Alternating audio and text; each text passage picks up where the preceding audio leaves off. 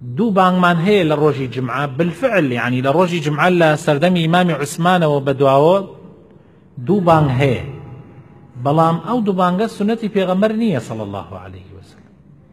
تا پێغەمبەر بفەرمێ لە بینی یعنی لە زمانی پێغەمبەرا نەبووە، لە زمانی پێغەمبەرا دوو بانگ نەبووە بۆ نوێژی جمعە، هەر یەک بانگ دریاوە و نوێژی جمعەیان کردووە. ئەی باشە ئێستا ئەم دوو بانگە چیەوە هەیە ئێستا؟ ئەوە لە زمانی ئیمامی عوسمانە خوای لێ ڕازی بێ، ئەگەر لە بیرتان بێت ڕۆژێکیان مابزانم عەرزم کردن، ڕۆژێکیان لە کاتی خوتبەی جمعەیە ئیمامی عوسمان تاخیر هات بۆ نوێژی جمعە، ڕۆژێکیان ئیمامی عومەر خوتبەی ئەدا لە زەمان پێغەمبەرا نا صلی الله عليه وسلم. دوای پێغەمبەر کی ئەبێ بە خەلیفە؟ ئەبوبەکر. ئەبوبەکر وەفاتەکە، خەلیفەی دووهەم کێیە؟ عومەر. لە زمانی عومەرە ڕۆژێکیان عومەر خوتبەی ئەدا، لە کاتی خوتبەکەی ئیمامی عومەرە عوسمان هاتە ناو مزگەوتەوە، کە هاتە ناو مزگەوتەوە یەکسەر عومەری کوڕی خەتاب خوتبەکەی بڕی و یعنی لە ناوڕاستی خوتبەکەی و فەرمووی ئەوە عوسمان بۆ ئێستا دێی بۆ نوێژی جمعە.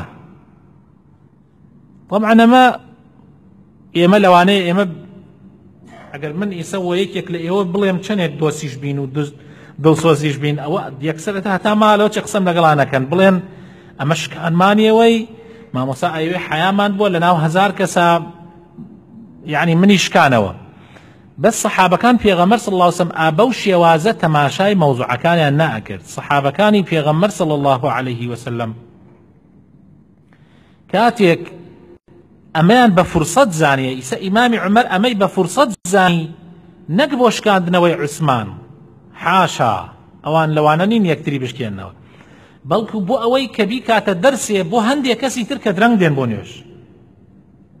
ئیمامی عوسمان وەری ئەگرێ لێیتی ئەگا، ئەزانێ مەسەلەن مستەوای ئیمامی عوسمان چەندێکە، بۆیە ئەزانێت یەکسەر عومەر کە فەرمووی عوسمان بۆ تاخیر هاتی بۆ نوێژ، عوسمانیش یەکسەر وەڵامی دایەوە فەرمووی وەڵڵی گەورەی ئیمانداران بڕاستی نەمزانی جمعە، ئەوەندە لە بازاڕە مەشغوڵ بووم لە کاسبی و ئینی ناو بازاڕە نەمزانی کاتێکم زانی بانگی جمعەیدا، بۆیە هەر بە پەلە دەستنوێژێکم گرت و هاتم گەیشتم بە بۆی بگەیم بە نوێژا سەیرم کرد و خوتبە دەست پێ کرد. فەرمووی یعنی بەس تەنیا دەستنوێژیشت گرت غوسل تیش نەکردووە کە پێغەمبەر صلی الله عليه وسلم ئەمری پێ کردووە. ئەمە بەسی عوسمان نییە، مەبەست ئەوەیە کە خەڵک فێر بێت، یعنی پێغەمبەر صلی الله عليه وسلم غوسلی کردووە، ئەمری کردووە غوسل بکرێ، ئەمری کردووە زوو بێن بۆ نوێژی جمعە. ئیمامی عوسمان فەرمووی وەڵڵی تر لێرە ئەتر کۆتایی پیاد بابەتەکە و ئیمام عوسمان دانیشت و ئیمامی عومەر لە خوتبەکەی بەردەوام بوو. دیارە ئیمامی عوسمان بوو بە دەرسێ بۆی ئەمە. دوای ئەوە کە بوو بە خەلیفە لە دوای ئیمامی عومەر، لە ناو بازاڕە لە چێشتەنگا لە نزیکی سعات 11 و 2:30 و 11 و ئەوانەی ئێستەی خۆمانە، ئیمامی عوسمان لە ناو بازاڕە بانگێکێدا بۆ ئەوەی خەڵک بزانێ ئەمڕۆ جمعەیە، چونکە ئەوانەی هەن لە بازاڕە مەشغوڵن سەرقاڵن ئاگایان نییە، بۆی ئاگایان بێنێتەوە کە ئەمڕۆ جمعەیە، بانگێکێدا تاوەکو ئەوەی کە یعنی سعاتێ پێش وەخت 3-4 پێش وەخت تاوەکو ئەوەی ئاگای لێ نییە بڕواتەوە زوو خۆی حازر کا بێ بە جمعە. ئەم سنەتەی ئیمامی عوسمان بەردەوام بوو هەتا زمانی ئیمامی عەلیش، هەتا زمانی معاویەیش خوای لێ ڕازی بێت و لە هەموو ئەسحابەکانی پێغەمبەر صلی الله عليه وسلم. بەڵام لە زمانی معاویە خوای لێ ڕازی بێ بەرە نزیکیان کردەوە لە بانگەکەی ترەوە، هەتا وای پێ هات لە بینی ئەو بانگە تەنها 10 دەقەمە، وەکو پێش ماوەیەک لە هەندێک مزگەوتی ئەم شارەی خۆشمان ئیسار واکەن بانگێکەدەن، دوای ئەوە 2 ڕکات سونەتەکەن ئەم جاڵەسن بانگی 2 مەدرێ. لە ڕاستیە ئەوە سنەتی پێغەمبەر نییە صلی الله عليه وسلم.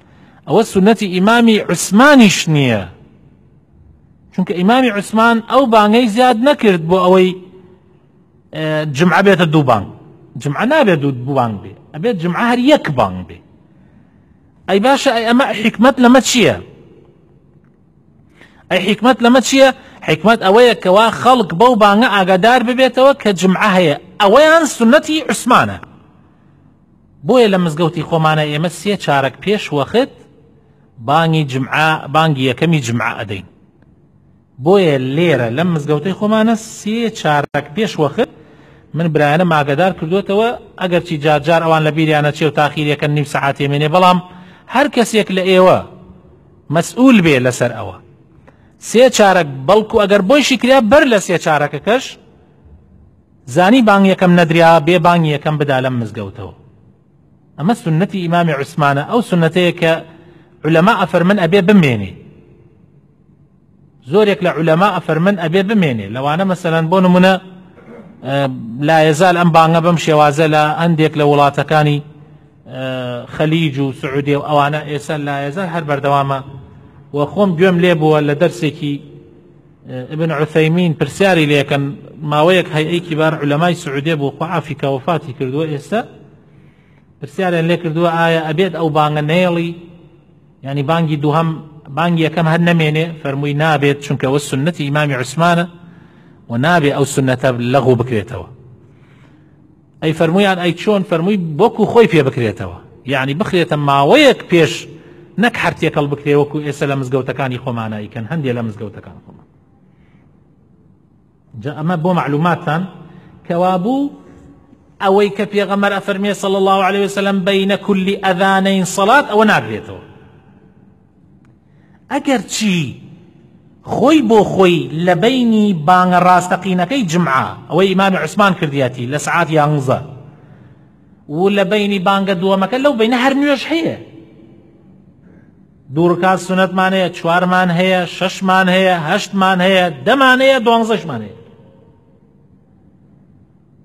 و صحابەکانی پێغەمبەر کردویانەوە. پێغەمبەری خوا صلی الله علیه وسلم ئەفەرمێ هەر کەسێ چوو بۆ جمعە لە ماڵات غوسلێکی جوانی گرت و چوو بۆ نوێژی جمعە، چەنێ بۆی بکرێ سنەت بکە و بینی خەڵکی نەکا. مەسەن 2 کەس ئەگەر بەقەیەک و برادەر بێتن دانشێتن نەڕوا بینیان بکە و ببان پشتی خەڵکیە، بەمان شانی خەڵکیە باز نەدا، هەتاوەکو ئیمام ئەچێتە سەر مینبەر ئەڵێ ئەسەلامو عەلەیکم، ئەوە گشت هەنگاوێک کە ناوێتی خێری ئەوەندە لە 2-3 ڕیوایەت هاتووەیەکێک لەوانە ئەفەرمێ هەر هەنگاوێکی خێری ساڵێک ڕۆژوو شەو نوێژی بۆ نووسری.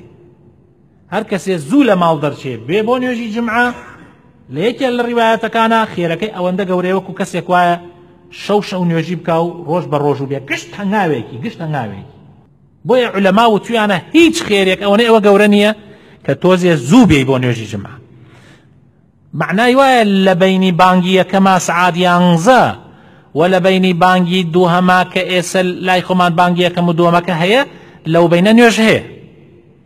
بەس کە ئیمام چووە سەر مینبەر و بانگ دریا وتی ئەسەلامو عەلەیکم، طبعا بانگی جمعە دەست پێکە، لە دوای بانگی جمعە ئیتر سنەت نییە، مەگەر کەسێک هات لە مزگەوتە درەنگ هات ئەو کاتە 2 ڕکات تەحیەی مزگەوت ئەکا و دانشێ و گوێگرێ.